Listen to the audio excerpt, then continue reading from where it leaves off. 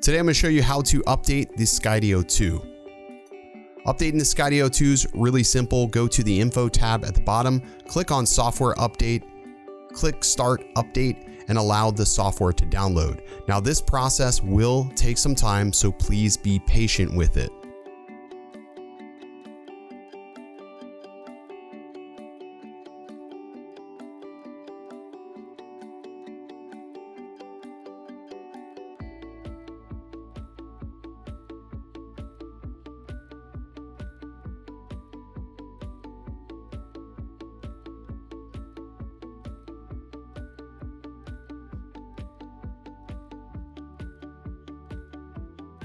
At some point during the reboot, it will ask you to reconnect to Wi-Fi. When it does this, connect to your Wi-Fi on your Skydio 2 to allow the update to complete.